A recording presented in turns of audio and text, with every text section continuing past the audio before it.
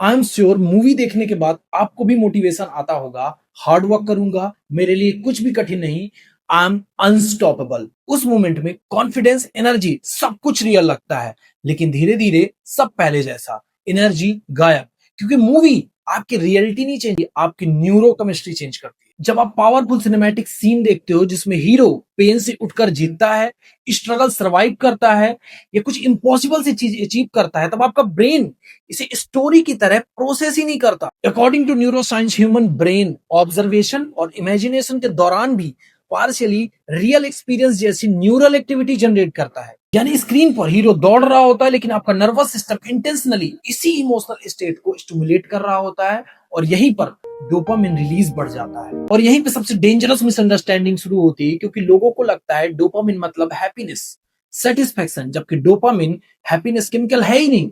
यह एंटिसिपेशन और pursuit chemical है, जो आपको महसूस कराता है कि आप कुछ बड़ा कर सकते हो। और यही वजह है कि कुछ लोग मोटिवेशनल मूवी देखते तो बहुत हैं, लेकिन उनकी रियल लाइफ में एक्शन बहुत कम होता है। इसीलिए दोस्तों याद रखना, अगर कोई मूवी देख करके तुम्हें भी मोटिवेशन आता है, तो उस एनर्जी को इंटरटेनमेंट समझकर कंज्यूम मत करो, तुरंत एक्शन में कन्वर्ट करो। क्योंकि इंस्पिरेशन अगर एक्सक्यूजन तक नहीं पहुंचती, तो सिर्फ इमोशनल हेलुसिनेशन बनकर रह जाती है। आई एम श्योर मूवी देखने के बाद आपको भी मोटिवेशन आता होगा। हार्ड वर्क करूंगा, मेरे लिए कुछ भी कठिन नहीं।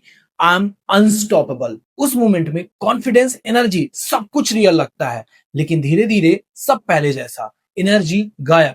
क्योंकि मूवी आपकी रियलिटी नहीं चेंज, आपकी न्यूरो केमिस्ट्री चेंज करती है। जब आप पावरफुल सिनेमैटिक सीन देखते हो जिसमें हीरो पेन से उठकर जीतता है, स्ट्रगल सर्वाइव करता है, या कुछ इम्पॉसिबल सी चीज अचीव करता है, तब आपका ब्रेन इसे स्टोरी की तरह प्रोसेस ही नहीं करता। According to neuro science, human brain observation और इमेजिनेशन के दौरान भी पार्शियली रियल एक्सपीरियंस जैसी न्यूरल एक्टिविटी जनरेट करता है। यानी स्क्रीन पर हीरो दौड़ रहा होता है, लेकिन आपका नर्वस सिस्टम इंटेंशनली इसी इमोशनल स्टेट को स्टिमुलेट कर रहा होता है, और यहीं पर डोपामिन रिलीज बढ़ जाता है। और यहीं पे सबसे डेंजरस मिसअंडरस्टैंडिंग शुरू होती है, क्योंकि लोगों को लगता है डोपामिन मतलब हैप्पीनेस, सेटिस्फैक्शन, जबकि डोपामिन हैप्पीनेस केमिकल है ही नहीं।